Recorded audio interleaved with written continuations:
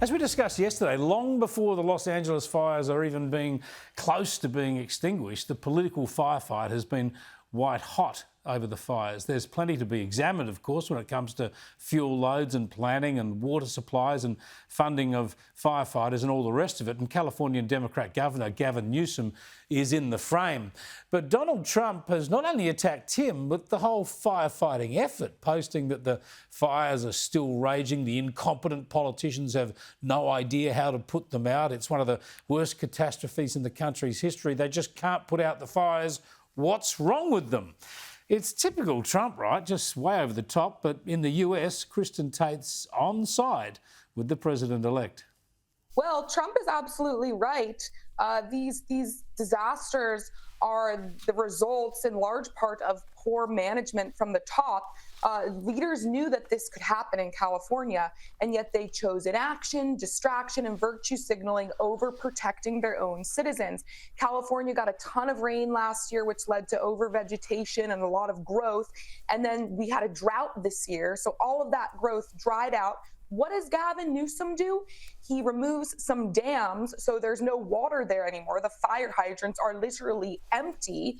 The LA mayor, Karen Bass, she was off in Africa for the inauguration of the president of Ghana, nowhere to be found, even though she knew this could likely happen. There could be some fires. And then how do they respond by that? By just kind of shrugging and pointing and blaming others and blaming climate change. I wrote a book a few years ago, Chris, called The Liberal Invasion of Red State America. It was about Californians moving to Texas. This wildfire that has destroyed thousands of homes, has killed dozens of people, is only going to speed up that trend significantly. I have friends, very good friends, who live in the Palisades. Their families lost everything. They're considering moving to Texas now or just out of California because of this. These folks can't afford to rebuild. Many of them don't have insurance. And yes, a lot of this is due to poor, incompetent leadership at the top. Look, there's no doubt that they got to look at what their practices leading up to this. That's always the case. Not enough backburning, not enough reduction of the fuel loads. There's all of that. But for Trump to say they should just put it out is just ridiculous. You can't just put out bushfires like this. It's going to take a while. In the end, they really need rain. But anyway, he's stirring them up as usual. And I think another interesting aspect of Donald Trump as we prepare for Trump 2.0 after the inauguration next week is his relationship with Elon Musk. You've written on our website about how this could be problematic. I see all sorts of trouble here too. Like, Musk is very successful, of course, and Trump's been wise to embrace him. They've been in a symbiotic relationship, really, for the past year or so. But have a look at this tweet from Elon Musk. He's had a go at Nigel Farage. The Reform Party needs a new leader, he says. Farage doesn't have what it takes. Now, the point is that he's so close to Trump now that this looks like the Trump administration is distancing itself from Nigel Farage, doesn't it? We need the clear delineation. Is this the Trump administration speaking, or is it just Elon Musk on a frolic?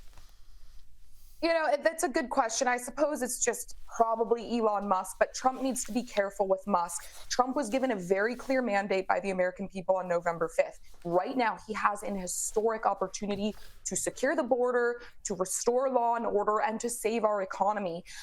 You know, we have this conservative majority on the Supreme Court. We have a Republican House and a Senate. And this moment, this is a once-in-a-generation opportunity for President Trump.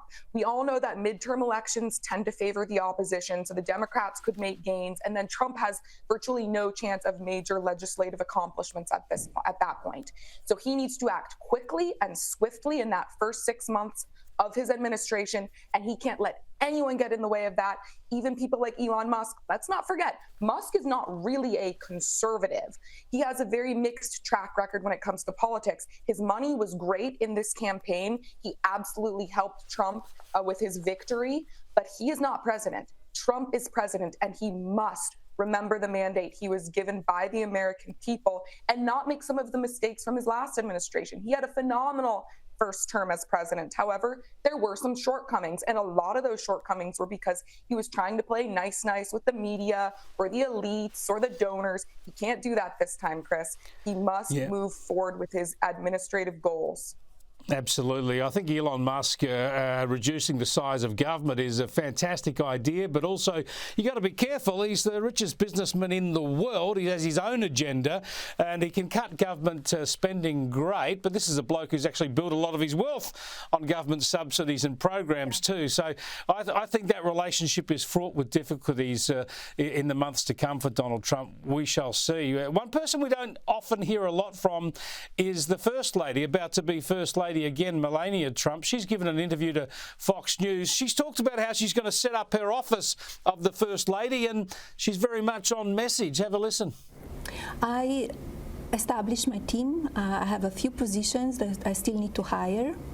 I will not rush into that. I will see when I'm in the White House and what it's needed. I don't want to hire too many people on my team and spending too much taxpayer money. Yeah, she doesn't want to waste too much taxpayers' money, Kristin. On message, let's hope she sticks to it. This is great. You know, I don't care for first ladies who get too involved in politics. We don't vote for the first lady or we don't vote for the family members of these presidents. We vote for the man who is in the Oval Office, which is Donald Trump. So I think this is the right move for Melania. And as usual, she's so graceful. It'll be great to have her back in the White House. And, you know, I'm sure the things she does do will be fabulous. But I like this idea of kind of scaling down the office of the First Lady. Absolutely. Let's just have a look at something else she had to say. I think it will be an exciting 4 years. We have a lot to do and put the country back in shape. It will be an exciting 4 years for sure, Kristin. And one thing I'm excited about is being there next week with you, meeting up with you for the first time in the flesh as we cover the inauguration, the second inauguration of Donald Trump. It should be fantastic. It's sure to be historic, Chris. I'm really looking forward to it. See you next week.